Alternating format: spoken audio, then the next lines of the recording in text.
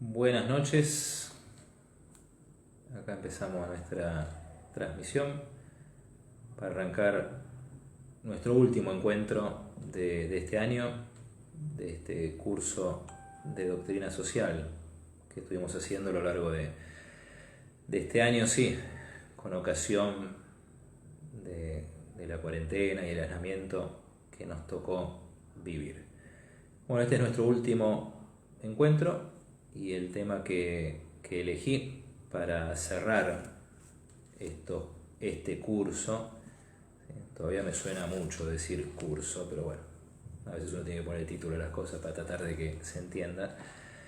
En fin, pero bueno, elegí entonces para cerrar este curso, cursito, charlas, como ustedes prefieran llamarlo, hablar un poco de estos tres temas, ¿no? El liberalismo, el socialismo y lo que en nuestros días se llama el populismo, ¿sí? Mientras nos vamos conectando y se va sumando gente, déjenme recordar un par de cositas, ¿no? Sobre la doctrina social de la Iglesia en general, ¿sí? Primero esto, que es doctrina de la Iglesia. Entonces, al tocar temas como esto, ¿no? Liberalismo, socialismo, populismo, queremos hacerlo, ¿sí? No tanto de un análisis científico pormenorizado, que tampoco nos da el tiempo ni las capacidades en este momento, sino tener alguna idea. Mi intención en esta charla es transmitirles alguna idea sobre lo que dice la Iglesia acerca de estas cuestiones, ¿no? Liberalismo, socialismo y populismo. Primero eso, ¿no? Hola Danute, hola mi madre, hola Susana, buenas noches a todos los que se van sumando. Y segunda cosa que quería decir antes de arrancar propiamente con el tema de esta noche, es recordar algo que siempre lo dice la Iglesia, ¿no? Que su doctrina social no pretende aportar así, recetas o soluciones concretas, técnicas, ¿sí? Hola Teresa, hola María Rosa. La doctrina social de la Iglesia no apunta a eso, ¿sí? Hola Alberto también, hola Olga. Mira, nos saludan desde Ecuador, San Borondón. Y Gabriel también desde Ecuador. Ahora nos volvimos internacionales. Qué lindo, qué bueno. Bueno, saludos a todos. Les decía entonces, la doctrina social de la Iglesia no tiene como objetivo presentar soluciones concretas, técnicas, ya sea en el plano económico, social, político, etc. ¿Sí? La misma doctrina social de la Iglesia reconoce una cierta autonomía a esos planos. Es como si uno dijera que la economía podemos aceptar, ¿sí? que la economía tiene sus leyes, si se puede decir así, propias, tiene una cierta autonomía. Pero lo que sí nos dice la Iglesia, que aun cuando haya una cierta autonomía en el campo económico, social, político, etc., esa autonomía no es absoluta. ¿Sí? Todas estas cuestiones económicas, sociales y políticas no escapan al orden moral o ético.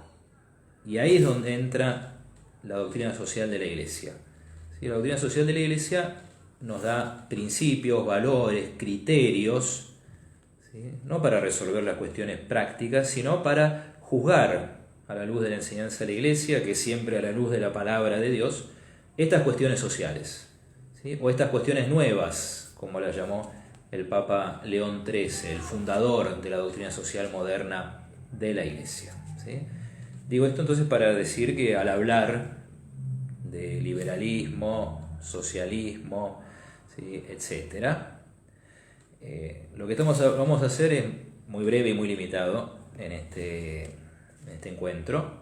Y vamos, como le decía al principio, no lo hacemos tanto de un punto de vista técnico o filosófico, sino que lo hacemos con la intención de transmitirles a ustedes alguna idea sobre lo que dice la Iglesia con respecto a estas cuestiones, ¿sí? Entonces acá ya llegaron las preguntas, si vamos a hablar de la Rerum Novarum, Quas Primas, encíclicas de San Pío X. Bueno, en realidad esta es la última de nuestras charlas, esto yo lo aclaré al principio, ¿sí? Lo que nosotros tomamos como guía para nuestros encuentros, que fueron más bien introductorios, es el Catecismo de la Iglesia Católica, ¿sí? Nuestro punto de referencia es el Catecismo de la Iglesia Católica, que resume o recoge todos estos documentos y también otros, ¿sí?, de la doctrina social de la Iglesia. ¿Sí? Yo les decía también otra vez que lo que uno da o intenta dar es como algo que les sirva a ustedes de introducción, un punto de partida o una ayuda para entrar al catecismo, que es una buena puerta para entrar al estudio de toda la doctrina social de la Iglesia. Acuérdense que hay un lugar en particular donde el catecismo trata las cuestiones de doctrina social y es cuando habla del séptimo mandamiento. ¿Y cuál es el séptimo mandamiento? Y bueno, no robarás, que según el mismo catecismo, ¿sí?, este mandamiento es uno de los fundamentos de la doctrina social de la Iglesia. Bueno, entonces, ahora que ya somos varios, ¿sí?, después de haber dicho estas cosas en general, recemos. ¿Sí? Recemos porque esto es doctrina de la Iglesia, estamos en el ámbito de la fe, le pedimos a la Virgen y al Espíritu Santo que nos ilumine. En el nombre del Padre, y del Hijo, y del Espíritu Santo. Amén. Dios te salve María, llena eres de gracia, el Señor es contigo. Bendita tú eres entre todas las mujeres, y bendito es el fruto de tu vientre Jesús. Santa María, Madre de Dios, ruega por nosotros pecadores, ahora y en la hora de nuestra muerte. Amén. Ven Espíritu Santo, llena los corazones de tus fieles, y enciende en ellos el fuego de tu amor. Envía tu Espíritu y serán creadas todas las cosas, y renovarás la faz de la tierra. Oremos. Oh Dios, que has instruido los corazones de tus fieles con la luz del Espíritu Santo, concédenos que sintamos rectamente con el mismo Espíritu y gocemos siempre de su divino consuelo. Por Jesucristo nuestro Señor. Amén. En el nombre del Padre, y del Hijo, y del Espíritu Santo. Amén. Bueno, entonces, empecemos hablando un poquito del liberalismo y del socialismo. ¿Por qué? Porque a mí me parece que nuestro país, Argentina, otros países tal vez también, no sé qué dirán los amigos de Ecuador, ¿sí?, nuestro país, Argentina, fluctúa, oscila entre estas dos tendencias. ¿Sí? A veces nos vamos para el liberalismo, a veces nos vamos para el socialismo. Y me parece que el mundo, y más un mundo globalizado como el que nosotros vivimos, ¿sí?, también un poco fluctúa entre el predominio entre uno u otro, ya sea el liberalismo o el liberalismo o el socialismo. Ustedes se van a dar cuenta que cuando hablemos de liberalismo vamos a citar algunos textos del Magisterio que hacen referencia al capitalismo. ¿Sí? ¿Por qué? ¿Cómo justificamos este paso? ¿Es lo mismo liberalismo que capitalismo? No, no es lo mismo.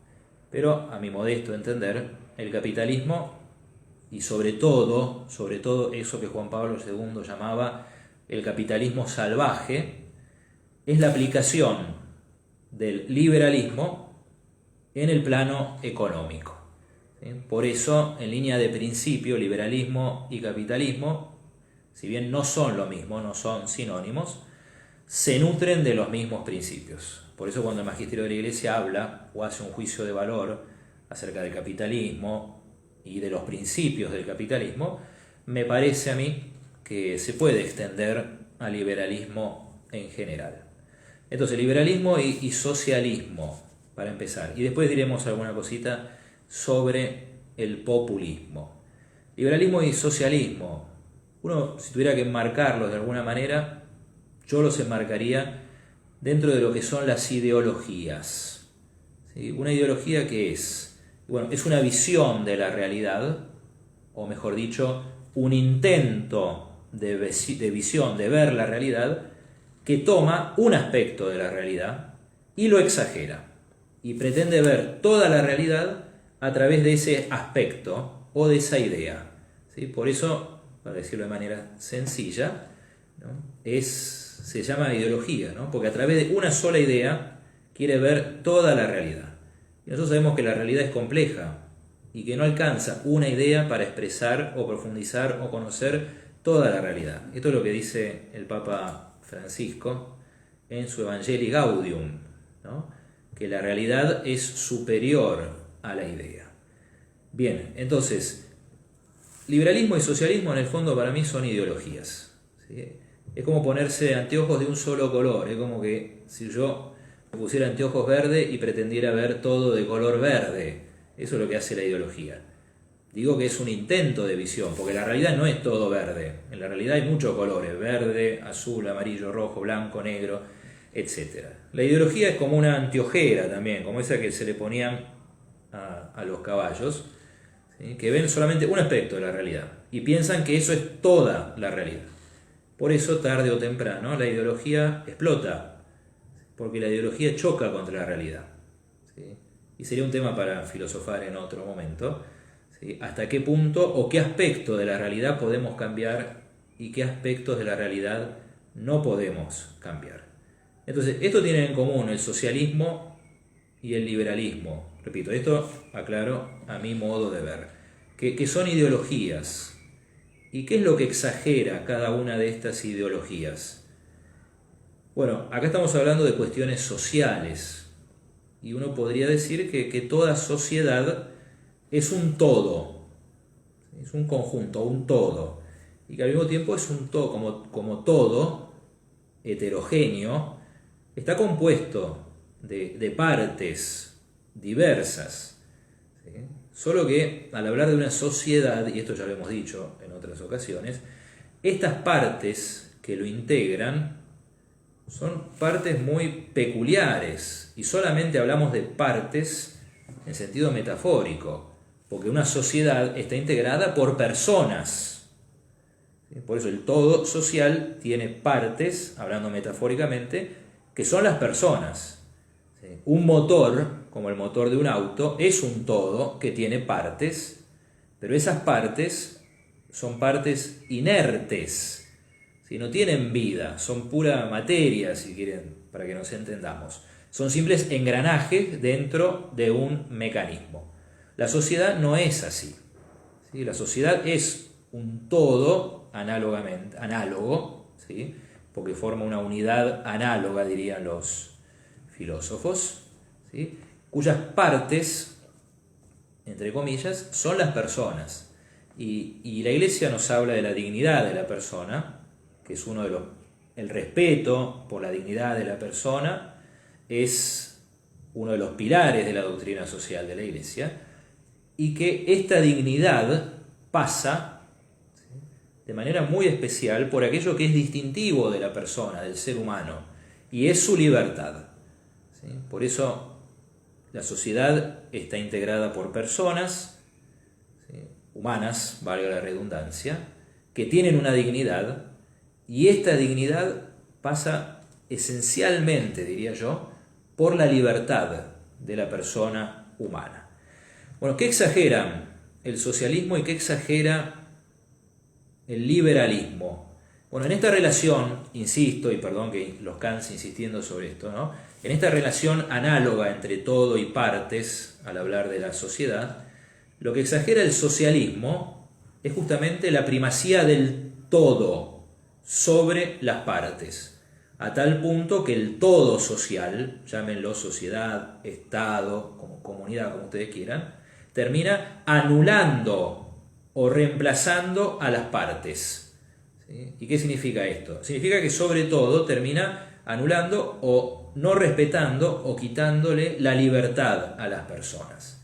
¿Sí? Por eso, socialismo, ¿sí?, esta primacía de lo social mal entendida, y totalitarismo, ¿sí?, el primado del todo sobre las partes, ahí sí, yo casi que me animo a decir que si no son sinónimos, están muy cerca. ¿Sí? Hemos tenido, y tal vez tengamos, ¿no?, ejemplos de socialismos, totalitarismos, en su caso más extremos, ¿sí?, en los países comunistas, en la Unión Soviética y en otros países comunistas. Por el otro lado, el liberalismo, que también es una ideología, ¿sí?, ¿qué es lo que exagera? Y bueno, justamente exagera la libertad humana, ¿sí?, porque la libertad, con ser el don más grande que Dios nos dio, ¿sí?, lo que más nos hace parecidos a Dios, ¿sí?, la libertad humana tiene un límite, como todo lo humano que tiene un límite. ¿Sí? No existe una libertad absoluta. ¿Sí? El único absoluto es Dios. Entonces, la libertad humana tiene que reconocer ciertos límites. ¿Qué es lo que dice el liberalismo? Que la libertad es algo que no tiene que tener ningún límite. A lo sumo, se autolimita o se autorregula. ¿Sí? Entonces, por ejemplo, los liberales más extremos, que en nuestro país se hacen llamar libertarios, dicen, por ejemplo, que el Estado no debería existir, porque el Estado limita la libertad de los individuos, por poner un ejemplo.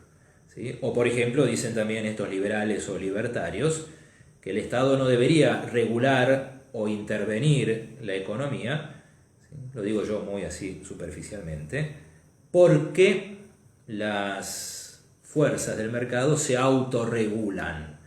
Bueno, sabemos a qué lleva eso, justamente a lo que yo le decía que Juan Pablo II llamaba el capitalismo salvaje. ¿Sí? Porque el liberalismo tiene esto, ¿no? Que es, de alguna manera, aislarse del todo social. Recordemos que la doctrina de la Iglesia nos enseña que el ser humano es un ser social por naturaleza, por lo tanto no se puede aislar de la sociedad en la que vive. Y el liberalismo tiene también esto de convertirse en un sálvese quien pueda, ¿no? En una especie de ley del más fuerte, ¿sí? Y un sálvese quien pueda. Entonces, esto, para compartirles al menos cómo llego a entenderlo yo, ¿sí?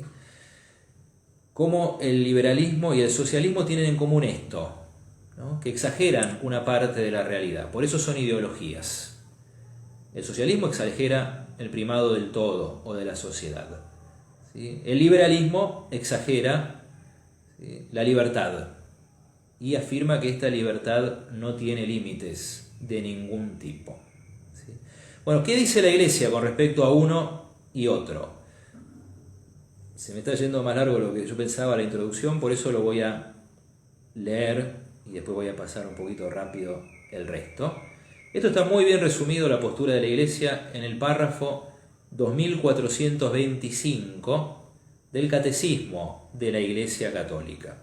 Lo voy a ir leyendo despacio y sin comentar demasiado porque no nos dan los tiempos, ¿sí? Dice así: la Iglesia ha rechazado las ideologías, atención a las palabras, totalitarias y ateas asociadas en tiempos modernos al comunismo o socialismo. O sea que la Iglesia rechaza por totalitario y por ateo todo lo que tiene que ver con el comunismo y el socialismo, o el socialismo, ¿sí? Y lo encuadra, como le decía yo recién, dentro de las ideologías. Por otra parte, sigue el Catecismo, la Iglesia ha rechazado en la práctica del capitalismo, fíjense que acá hay un matiz, nos guste o no nos guste, ¿sí? No es un rechazo de plano, sino es un rechazo en la práctica del capitalismo. ¿Qué cosa? El individualismo y la primacía absoluta de la ley de mercado sobre el trabajo humano. Y acá cita una encíclica del Papa Juan Pablo II, que es la encíclica Centesimus Annus, cita al decir estas cosas, ¿sí? Entonces, ¿cuál es el problema con el liberalismo? Bueno, justamente su individualismo, ¿sí?, sálvese quien pueda, ¿sí?, y la primacía del mercado sobre el trabajo. Sigue el Catecismo, ¿sí?, en estas pocas palabras, pero también vemos la crítica que hace a cada uno de estos sistemas o ideologías. Fíjense, la regulación de la economía por la sola planificación centralizada, ¿sí?, está hablando del socialismo, pervierte en las bases los vínculos sociales. ¿Sí? Si el Estado regula todo, ¿sí?, pervierte las relaciones sociales, ya no tiene sentido las relaciones entre las personas. Por otro lado, ¿sí?, su regulación únicamente por la ley de mercado quebranta la justicia social. Y acá está hablando del capitalismo. Porque, decía Juan Pablo II, existen numerosas necesidades humanas que no pueden ser satisfechas por el mercado. Por lo tanto, ¿cuál es la postura de la Iglesia? ¿sí? Que siempre la postura más equilibrada, razonable o sabia, si se quiere. Es preciso promover una regulación razonable del mercado, y de las iniciativas económicas, según una justa jerarquía de valores y con vistas al bien común. ¿Sí? O sea, ¿dónde está el justo medio entre el socialismo y el liberalismo según el magisterio de la Iglesia? En una regulación razonable del mercado y de las iniciativas económicas. ¿Sí? Bueno, quisiera profundizar un poquito más, muy rápidamente, acerca del socialismo y del liberalismo, y para esto tomo algunas frases de la encíclica Centesimus Annus, en los párrafos 13 y 14, que es una encíclica de Juan Pablo II del año 91, al cumplirse 100 años, por eso se llama Centesimus Annus, ¿sí? 100 años de la Rerum Novarum, la primera encíclica social, la de León XIII. Y acá Juan Pablo II pone en un mismo nivel tres cosas que marcan al socialismo, ¿sí? Un error antropológico, su ateísmo y su método, que es la lucha de clases. Una cosa se sigue de la otra. Según Juan Pablo II, el error fundamental del socialismo es de carácter antropológico, es decir, en la visión que tiene del hombre. El socialismo priva al ser humano de su dignidad, al no permitir el ejercicio de la libertad. Y leo algo que está muy bueno de Juan Pablo II. ¿Sí? O sea, niega el ejercicio de la libertad y al mismo tiempo niega el derecho a la propiedad privada del socialismo, como sabemos. Por eso dice Juan Pablo II, el hombre cuando carece de algo que pueda llamar suyo y no tiene posibilidad de ganar para vivir por su propia iniciativa, pasa a depender de la máquina social del Estado y de quienes la controlan, ¿sí? Lo cual crea dificultades mayores para reconocer su dignidad de persona y entorpece su camino para la constitución de una auténtica comunidad humana. El error fundamental del socialismo es un error antropológico, que tiene su fundamento, su causa principal, en el ateísmo. ¿Sí? Esto también lo resumo, ¿no? ¿Por qué? Porque sin Dios, ¿cómo se justifica la dignidad de la persona? Si no se cree en Dios, no hay nada que justifique en última instancia la dignidad de la persona. Y dice también, de la misma raíz atea brota la elección de los medios de acción propia del socialismo. ¿Cuál es el medio de acción propia del socialismo? La lucha de clases. ¿Y por qué? ¿Y qué es lo que busca la lucha de clases? Lo digo muy simplemente. ¿Sí? Eliminar al otro. Mediante el conflicto, eliminar al otro. Juan Pablo II dice, ¿sí?, que no vamos a negar, y no lo niega la Iglesia, que puede haber formas justificadas de conflictividad social.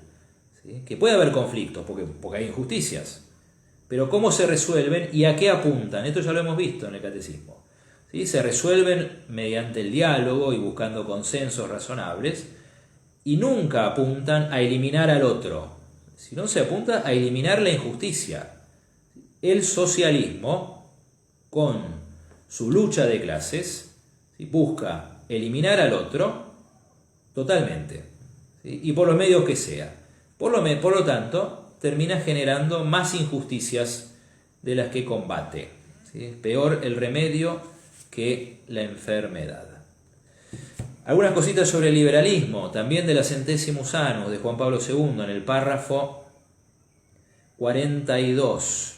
¿Sí? Porque ahora recordemos un poquitito la historia. Juan Pablo II se pregunta, estamos en el año 91, estamos ahí, ¿no?, cuando cae el muro de Berlín, se desintegra la Unión Soviética, ¿no? Se pregunta Juan Pablo II, ¿se puede decir después del fracaso del comunismo que el sistema vencedor sea el capitalismo? Y entonces ahora todos tenemos que ir hacia el capitalismo. Y bueno, depende, dice Juan Pablo II, depende de qué se entienda por capitalismo. Y déjenme leerles esto.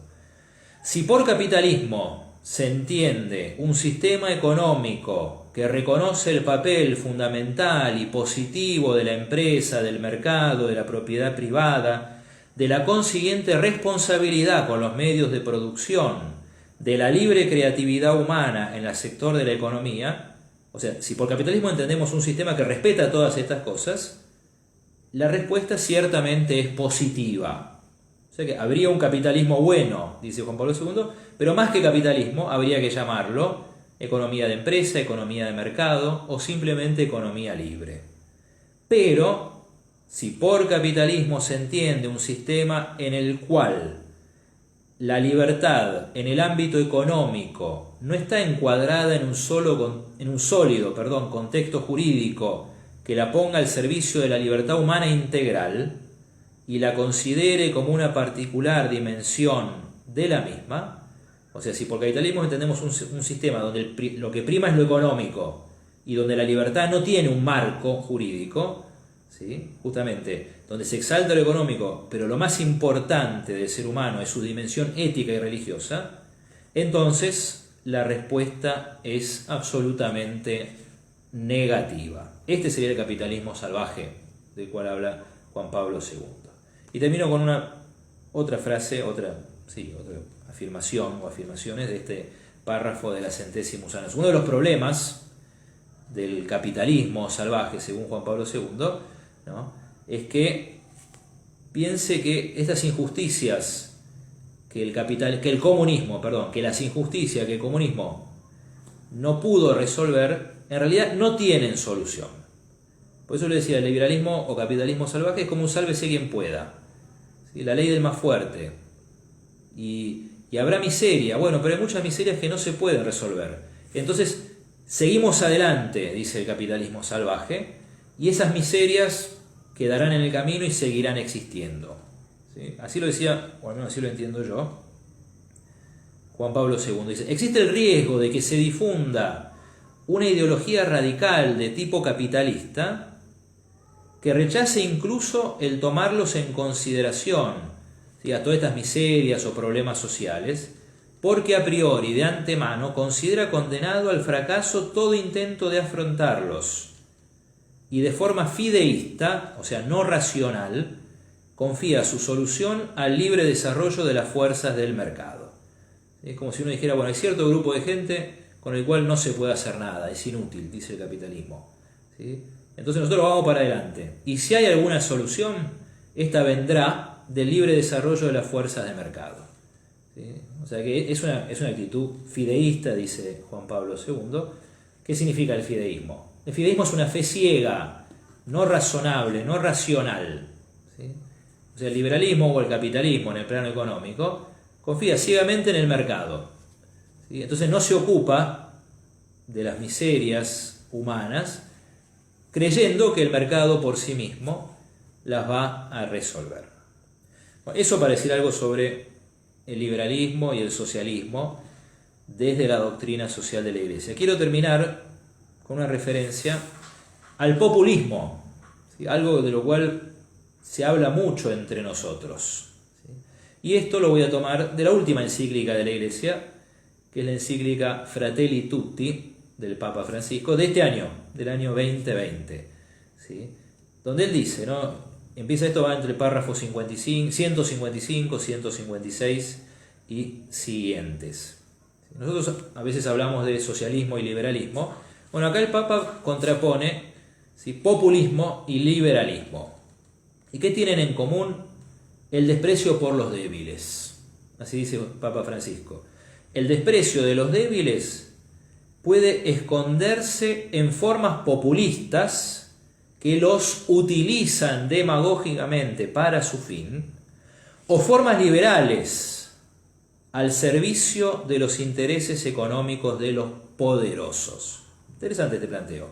¿Qué tienen en común el populismo y el liberalismo en la mentalidad del Papa Francisco?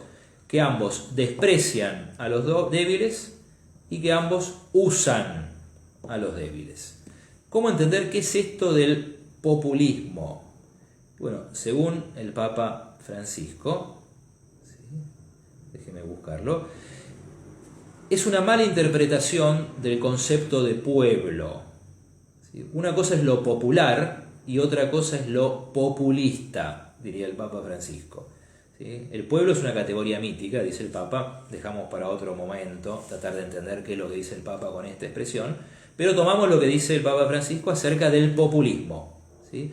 Esta mala interpretación, ¿sí?, del concepto de pueblo o de popular, leo del párrafo 159 de Fratelli Tutti, deriva en insano populismo cuando se convierte en la habilidad de alguien para cautivar, seducir, en orden a instrumentalizar, usar políticamente la cultura del pueblo, con cualquier signo ideológico, al servicio de su proyecto personal y de su perpetuación en el poder. Está muy bueno lo que dice acá el Papa. Y cualquier semejanza con la realidad es la triste realidad.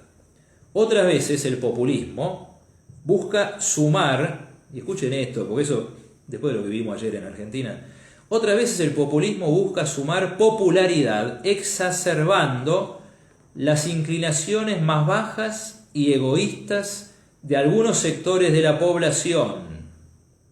Esto se agrava cuando se convierte, con formas groseras o sutiles, en un avasallamiento de las instituciones y de la legalidad. Sin más comentarios, después de lo que vimos ayer en Argentina. Párrafo 160.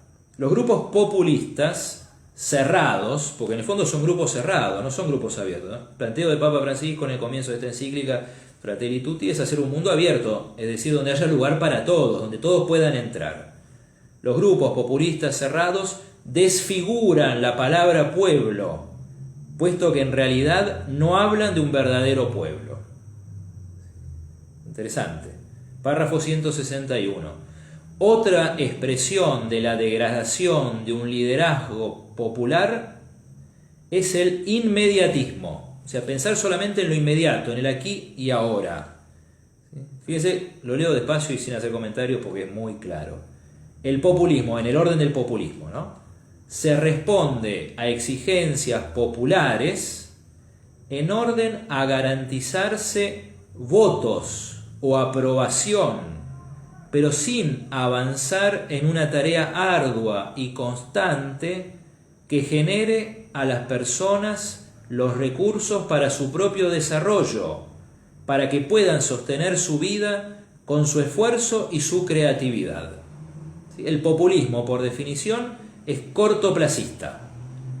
Piensa solamente en el aquí y ahora, pero no piensa en el auténtico bien del pueblo, solamente piensa en garantizarse votos o aprobación para, tomando palabras anteriores del Papa Francisco, perpetuarse en el poder.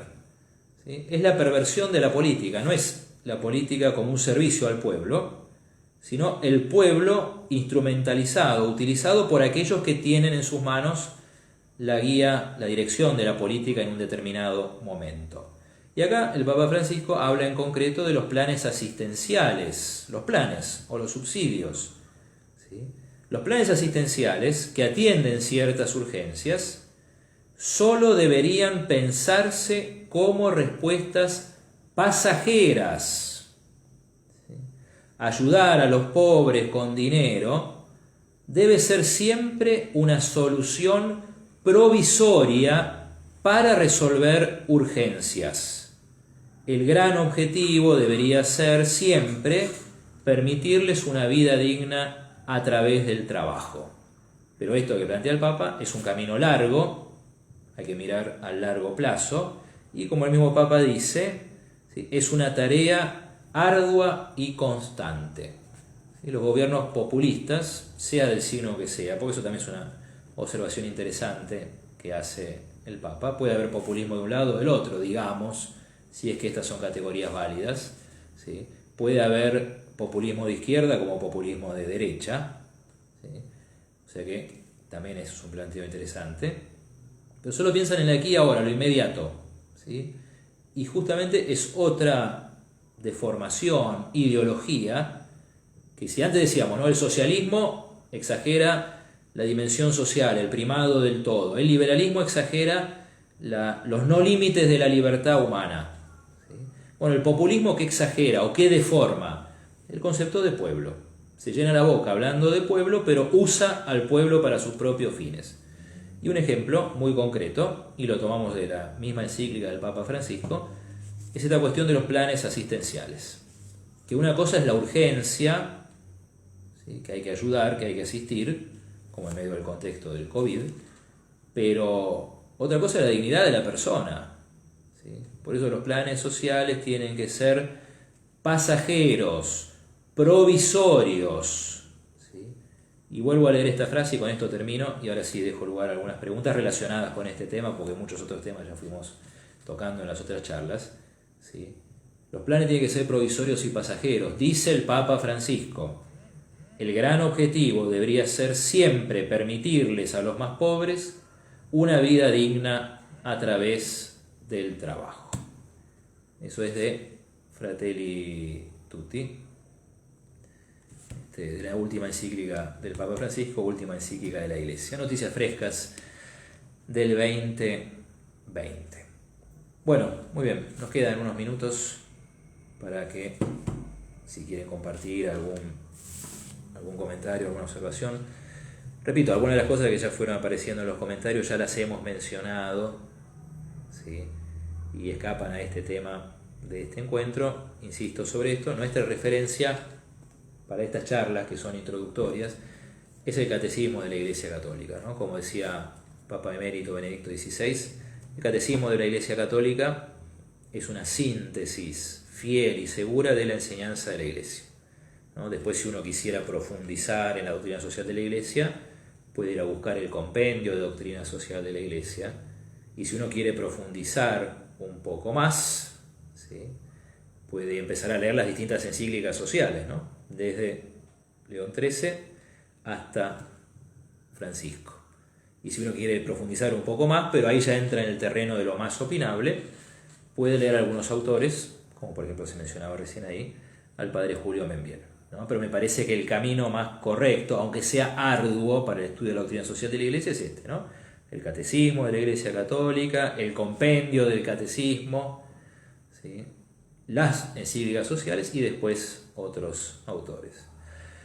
Un saludo a Néstor, viejo y querido amigo. Hola, Néstor. Acá tenemos un comentario de Teresa, cortito y al pie. Dice: ¿en qué manos estamos? Y bueno, nada que agregar, ¿sí? Pero bueno, me parece que hay que tener ideas claras. No nos sirve llorar sobre la leche derramada, ¿sí? Recuerdo también algo que repetí varias veces a lo largo de este curso. Otra vez. Suena mucho decir curso, ¿no? Acá es ¿qué podemos hacer o qué hay que hacer? Cada uno en su ámbito, ¿no? Porque cada uno de nosotros puede decir: bueno, yo no manejo un país, yo no manejo un estado. Pero tal vez es probable que cada uno de nosotros, yo como párroco, algunos de ustedes como padres de familia, otros como que tengan alguna responsabilidad sobre otras personas en un ámbito de trabajo, en un ámbito educativo, el que sea, ¿no? Ahí se dan un montón de relaciones sociales. Bueno, en esas relaciones sociales, ¿cómo me manejo yo? ¿Me manejo según la enseñanza de la Iglesia? ¿Me manejo según la doctrina social de la Iglesia? Y bueno, por ahí empieza, ¿no? A nosotros muchas veces nos asusta, o puede ser que nos asuste, lo contagioso que es el mal. Pero el bien es más contagioso todavía. Ya lo decían los antiguos y lo cita muchas veces Santo Tomás de Aquino, ¿sí? El bien es difusivo de sí mismo, ¿sí? O sea, el bien también se expande, contagia, crece. Pero bueno, hace falta un puñado, muy pocos a veces, ¿no?, de gente decidida a jugarse a fondo por el bien, ¿sí? Pero no tanto en la retórica, no tanto en las palabras, sino en las decisiones concretas y en el modo de llevar adelante su vida personal y su vida social y sus relaciones sociales, y sobre todo cuando uno tiene de alguna manera responsabilidad sobre otros. También esto decía Aristóteles, lo leí por ahí, ¿no?, que cuando hay un ejército en desbandada, en retirada, ¿sí?, alcanza con que uno se frene y deje de correr, ¿sí?, que uno se plante, y es muy probable que ese que se planta y le infunda coraje a otros que se están escapando, así decía Aristóteles, ¿no? Y entonces uno se suma y otro se suma, ¿sí?, y se vuelve a armar la línea de combate y se puede empezar a avanzar otra vez, ¿sí? Pero aunque suene a a nombre de película, hace falta un puñado de valientes. Un puñado de valientes. Acá María Rosa dice, encontrar el equilibrio en el día a día es complejo. Por eso me interesó tanto esto. Bueno, gracias por el comentario. Y aprovecho para decir esto, claro que sí. Es muy difícil encontrar el equilibrio, y más en esta sociedad en la que vivimos. ¿Sí? Esta sociedad que es frenética. Y va a volver a hacerlo después de la cuarentena, me parece a mí. ¿Sí? Bueno, justamente no nos olvidemos que somos cristianos. Y el equilibrio, ¿a dónde lo encontramos? En la oración. Esto lo decía San Alberto Hurtado, ¿sí? que fue una persona muy activa, él como sacerdote en el apostolado. ¿Sí? El equilibrio de las vidas apostólicas se encuentra en la oración. Por eso hay que, como dice Jesús, ¿no?, navegar mar adentro, hay que alzarse, ¿sí?, a la aventura, y hay que estar en los lugares más complicados que nos han copado, ¿sí?, las ideologías, pero al mismo tiempo no se puede mantener el equilibrio si no se reza. Pero una oración personal, profunda, ¿sí?, arraigada en Jesucristo, en nuestra relación íntima, personal con Jesucristo. ¿Sí? No hay otra manera. Y también tener ideas claras.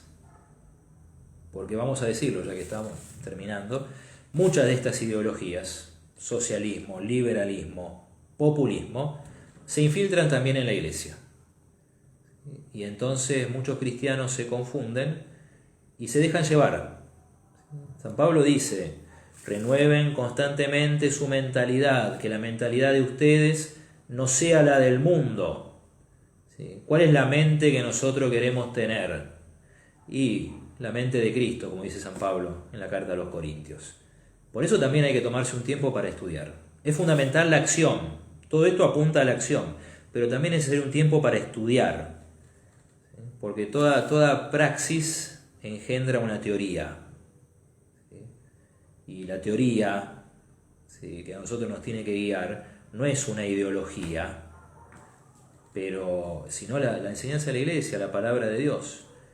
¿Sí? Por eso ese equilibrio, volviendo a lo que decía María Rosa, y bueno, se encuentra primero en la oración. También en estos momentos que podemos compartir de estudio y reflexión, tratando de hacerlo con seriedad, y después también, por supuesto, en la acción misma. Qué sé yo, no sé si es un ejemplo medio pavote, ¿no? Pero si vos en la bicicleta querés mantener el equilibrio, tenés que seguir pedaleando. En el momento que dejaste de pedalear, te caes de la bicicleta. No sé si sirve eso. Acá dice otra vez María Rosa, vivimos en un Boca River constante, de un extremo al otro. Ser cristiano, buen cristiano, es difícil. Que Dios nos ampare. Bueno, déjeme agregar, totalmente de acuerdo con lo que dice María Rosa, hace falta un puñado de valientes que tengan espíritu de mártires. ¿Sí? Si no, la cosa no va a cambiar. Y esto lo hacemos en la fe. ¿Sí? En la fe. Sabiendo que trabajamos para que el reino de Dios crezca en esta tierra, pero sabiendo que la cosa, la medida que se vaya acercando el final de los tiempos, se va a ir complicando también. Pero no es excusa para dejar de trabajar, no es excusa para dejar de luchar. Como decía San Pablo, ¿no? El que no trabaja, que tampoco coma. Y acá dice Teresa también, es difícil, pero con educación enseñarle a la gente que puede ganarse lo suyo con trabajo y que no le den las cosas, sacarlos de la comodidad y que no sean usados. Sí, es dificilísimo. Y más cuando esta comodidad de la que habla acá Teresa, ¿no?, y dejarse usar, o esperar que todo a uno le venga de arriba, o pretender que hay un cierto derecho a que se nos dé todo sin hacer nada. Digo, es más difícil todavía cuando se hace cultura. La cultura está hecha de un montón de hábitos. Los hábitos pueden ser buenos o malos, virtudes o vicios. ¿Sí? Por eso no todo lo cultural es bueno. En una cultura hay virtudes y vicios. ¿Sí?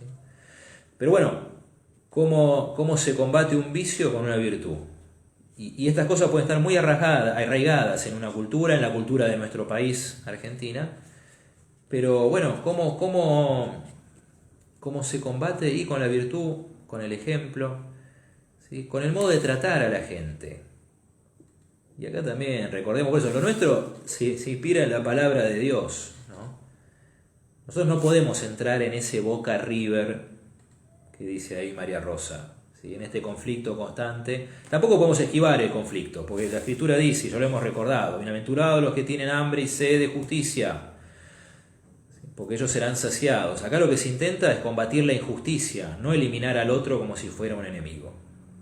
Entonces, una cosa es dificilísimo, más difícil todavía. Miren las paradojas que nos pone el Evangelio. ¿Sí? Tener hambre y sed de justicia y al mismo tiempo amar a los enemigos. Eso sí que es difícil, ¿sí? Pero bueno, con el ejemplo, y eso quería decir, es difícil, sí, retomando lo que dice Teresa, pero a nosotros lo que nos tiene que mover es la caridad cristiana, que no es un asistencialismo, que no es una filantropía, que busca la promoción integral de la persona, y a veces nadamos contracorriente, ¿sí? Pero bueno, en las pequeñas cosas, ¿no? Qué sé yo, pienso, ahora leyendo este comentario de Teresa, que ayuda en Cáritas parroquial, ¿no? En el modo de tratar a la gente, ¿sí? Ni despreciarla como diciendo, mirá, vos que venís a pedir ayuda, ni chuparle las medias, o sea, tratarlo con dignidad, ¿sí? Reconocer el momento difícil que está pasando la persona, tratarlo con respeto, ¿sí? Con amabilidad, con caridad cristiana. ¿Sí? Olga dice, está instalado el hábito, que dice Teresa, y bueno, justamente, ¿sí? Son vicios, los vicios son hábitos. El cambio llevará mucho tiempo, y bueno, es posible, no imposible, es posible. Es un camino largo, arduo, ¿sí? Hay que meterse a trabajar, ¿sí? Pero como cristianos tenemos la fe y como cristianos contamos con la gracia de Dios. Pero es un camino que, sobre todo los más jóvenes, o es una lucha, si se permite la expresión, que no podemos esquivar, sobre todo los laicos y sobre todo los jóvenes, porque en la iglesia se nos meten estas cosas, ¿sí? Muchos laicos católicos metidos en lo social, como se dicen, que se olvidan que lo esencial de la iglesia es la evangelización, pero muchos otros laicos que también, ¿no?, por no contaminarse con este mundo tan podrido en el que vivimos, y lo digo irónicamente, se aíslan o caen en este individualismo de corte liberal del cual hablaba la Iglesia, el Papa, los papas, ¿sí? Por eso hay mucha mundanización en la Iglesia por un lado, convertir la Iglesia en una ONG, pero también hay mucho individualismo en la Iglesia por el otro, encerrarse en su grupo, que no deja de ser una actitud sectaria, ¿sí? Grupo cerrado, como denuncia ahí Francisco en la Fratelli Tutti. Bueno, voy a terminar, y como es la última charla de este curso, vamos a terminar con una cita de la Escritura. Esto no lo tenía preparado, así que van a tener que tenerme un poquito de paciencia, pero me parece que se aplica muchísimo a todas estas cosas que hemos venido hablando, ¿no? Lo que nos enseña de la Iglesia, la cultura en la que vivimos, las dificultades que enfrentamos y lo que nos toca a nosotros como cristianos. A todo esto se aplica muchísimo las palabras de Jesús que encontramos en el Evangelio de Juan, ¿sí?, durante la última cena, cuando Jesús reza por los discípulos, ¿sí? Déjenme encontrarlo. Esto está en el capítulo 17 de San Juan, ¿sí? Dice así, Jesús le está rezando al Padre, ¿sí?, por sus discípulos. Juan 17:14. Yo les comuniqué tu palabra y el mundo los odió, porque ellos no son del mundo, como tampoco yo soy del mundo. No te pido que los saques del mundo, sino que los preserves del maligno. Ellos no son del mundo, como tampoco yo soy del mundo. Conságralos en la verdad, tu palabra es verdad. Así como tú me enviaste al mundo, yo también los envío al mundo. Por ellos me consagro, para que también ellos sean consagrados en la verdad. En el nombre del Padre, y del Hijo, y del Espíritu Santo. Amén. Gloria al Padre, y al Hijo, y al Espíritu Santo, como era en el principio, ahora y siempre, por los siglos de los siglos. Amén. El Señor esté con ustedes. Que la bendición de Dios Todopoderoso, Padre, Hijo y Espíritu Santo, descienda sobre ustedes y permanezca para siempre. Amén. Bueno, antes de terminar paso un pequeño chivo. Si a alguno le interesa, puede encontrar estas charlas de doctrina social en mi canal personal de YouTube, que es Padre Marco Micalonis. Ahí van a encontrar todas las charlas de este curso de doctrina social y también algunos videitos breves de 1 minuto que fui haciendo y que voy a intentar completar ahora durante el verano sobre distintos puntos de doctrina social que fuimos viendo. Bueno, Dios los bendiga a todos, gracias por la compañía. Seguimos todavía un par de martes con nuestra catequesis sobre el credo. Y después, si Dios quiere, nos veremos el año que viene. Buenas noches de nuevo a todos.